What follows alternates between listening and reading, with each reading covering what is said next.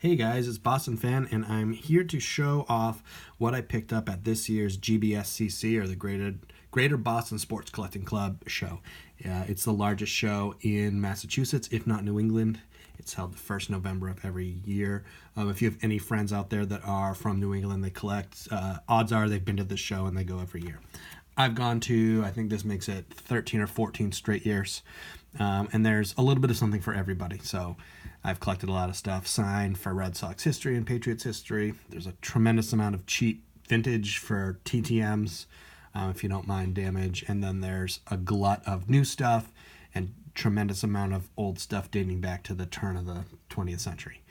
So I picked up a little bit of stuff, not too much. My collection's kind of in flux on exactly what I want to collect. I have my nets in too many areas, and so it's kind of like, what do I want? Do I really want this, or do I want to spend on new stuff, or should I go into vintage? What about my TTM?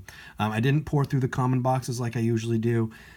I felt really crappy. The head just was pounding me all day, and then I realized I got the flu shot the day before, so I think I had some of the flu hangover, which kind of stinks because I do love getting a nice thick stack of TTM. I did pick up this for TTM. This is literally the only card. It's a 59 Coot Veal, I believe he signs. It was 50 cents, and I thought, why not take a shot? At least I should get something I can send out. I also picked up a small stack of 59 Topps cards. I'm slowly building this set. When my son was born a year ago this coming Wednesday, happy birthday, I decided that I wanted to start investing a little bit more in vintage, and build a collection that I could leave behind and be relatively assured that my kids would be able to sell it if they wanted to, and get something back for it. TTM autographs don't always carry a huge market. Current stuff can go back and forth. So I started collecting it, and then I got distracted by all these new releases that I picked up and having fun with that. And I don't want to disregard that because I love busting new stuff. It's been a lot of fun this year. It's something I haven't done in 15 years. But going to the show reminded me that vintage is here to stay. It's not, a great investment, but it's not bad. And it's something cool to leave behind. So I'm hoping to focus a little bit more on those 59. So I picked all of these up for 50 cents. And my goal is to build this set that presents nicely. I don't necessarily, this one's uncentered. That doesn't bother me too much as long as there's some sort of border. And each of these cards has a little bit of damage. And I'm not trying to get a mint set because that's way too much. Touches on the corners. This has a little paper loss, but 50 cents for a Yankees rookie. Lou Burdette. Corners, very soft. And then this card was $1. It's very nice appeal. And my hope in building this is to build a nice old vintage set that will carry some value, and then look nice and present nice. And when my son was born and I started getting into it, I kind of went overboard, and I picked up my two first mantles. So I picked up this last year for $42. Rates at 2, which is good. It doesn't bother me. There's a little scratch on it. No major creases. And then I picked up this raw for, I think, about $40, maybe $50. And I submitted it to PSA just to check on if it was actually authentic. I believed it was, but you never know. It came back at 3. And so I picked up these two mantles to start it. So I figured that was a good start to the 59. And just seeing all the stuff, all the vintage stuff that was at the show has me right now inspired to, keep going on that, try to see if I can work out some trades to get, cheap stuff. I'm looking for the cheap stuff now, and as it get closer, I'll start buying those more expensive cards. So now for some of the highlights. Again, I didn't pick up any TTM stuff. I got a small stack of kind of neat cards that were $3 and under, stuff that just caught my eye. So the first one is Wade Boggs. Picked up for $2.50, so I picked it up with this card. It was 2 for $5. It's a Griffey rookie that I didn't have yet. Probably about the right price, $2.50. Not a bad deal, but I don't think I killed it. Same with this. Not the best centering. But you're typically going to find this for $5 on eBay. So for $2.50, I'd buy a Boggs every day. And I'll probably put this in with the 83 set that I'm building. Next were these two for $5. So another 59, the run preventers. And 10 years ago, this would have been a great TTM card because McDougal signed regularly, Turley signed regularly, and Richardson still signs. So if you haven't sent to Bobby Richardson, send to him because he's a aging Yankee legend. But 10 years ago, you could have gotten this triple signed. And at the time, I wasn't into paying anything more than a quarter for a card. So I never bought this. Stupid on my part because that'd be awesome to have signed now. So I picked that up, and then I found this. So it was 2 for $5. This is a 1984 Topps Dan Marino Instant Replay. It is a rookie card. Commensurate with the rookie debuts, now you find an update. So it's not the true rookie, but it is from his rookie year. So I thought it was a pretty cheap way to own a Dan Marino rookie.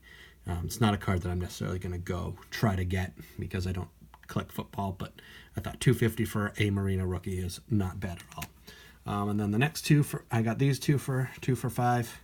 One was a Canseco Fleer, not the greatest condition, but just one of those cards that I couldn't afford as a kid. I found it for $2 and thought it was pretty cool, and I just wanted it because it, fills one of those holes that I've never had. And then the last one is a cool card, one of the coolest cards I think from the 90s, is the 91 Upper Deck Michael Jordan SP1 White Sox card. So that was $3. You're going to find this for about $5 on eBay, so I thought $3, even with the centering, you can see it's off left to right. It was a pretty good deal. Glad to have this in my collection. It's a card I've coveted for a while. So those are my 250s. All I'm excited to add. All are relatively new. Then these I got for $5, and I thought they were pretty cool deals. So this is a 2005 Topps David Ortiz All-Star Stitches. The reason I picked this is, one, because I like the All-Star Stitch cards because they're photo matched. We know that this jersey is that jersey, or according to Topps. I mean, who knows if they lie. Also, I remember watching this game, and Ortiz homered in the game. And it was a big game because it gave the Red Sox the home field advantage in that year's World Series. But just remembering watching this game live, him cranking a home run, I think to center field, it's pretty cool. And then to own a piece of the jersey of it, pretty nice. I have a small Ortiz collection. I actually have a entire game used jersey of his, home run jersey at that. So, picking something up for the Ortiz collection is really nice. And now I just have to get Manny. So they were both the DHs of that in that year, I believe, and they both homered. I think it was the first time that teammates had homered in the same All-Star game at the same position in the lineup. Not exactly sure. I can go back and check that. So I'll probably pick the Ramirez up if I can find it and try to make a little set out of it. Next, $5, Carlos Correa, update rookie. This is about right. You'll find it for about $5 online. It looks to be in pretty good shape. I think there's a little white on the corner. I don't think I'd ever submit it, but always looking at condition, that's where the hobby is now. So I picked up that for $5, and then the Series 2 in 2015 Chris Bryant rookie, $5. I thought was a pretty good buy. You're not going to find it cheaper online, and it's one of those iconic cards I think of the last decade. This one looks to be in pretty good shape. I don't see a lot of condition problems with that. And then I picked something up that I'm pretty excited about for myself. For my birthday, my wife wanted me to get something at a show I went to, and I cheaped out and didn't get anything, so she was upset that I didn't get myself a present. So this time I said, no, I'm getting myself something cool. And I bought a 2000 Fleer Tom Brady rookie card. This is one of the worst of his rookies, but it's still a Brady rookie. I paid $20 for it, which I thought was a pretty solid deal. I have his Bowman rookie that I bought a long time ago for $1, and that came back as a PSA 7. I may submit this. It looks like there's a little chipping up at the top, but I figured if I can get a 7 out of it, that would be pretty cool to have 2 PSA Bradys. But it was a gift to myself. I'm super psyched to add to my Brady collection. It's something I really need to focus on, as he winds down his career, because I have maybe 1 game used card, 1 autograph, and 1 rookie. So now I have 2 rookies. So that's all I got at the Greater Boston Sports Card Show. If you're in New England and never gone, I suggest next year. It'll be the first weekend in November. So pretty cool stuff. Nothing monumental, but nice little additions to the collection. And I'm hoping to get back into vintage a little bit now that I see everything that's out there and, want to know what to pay and what's right.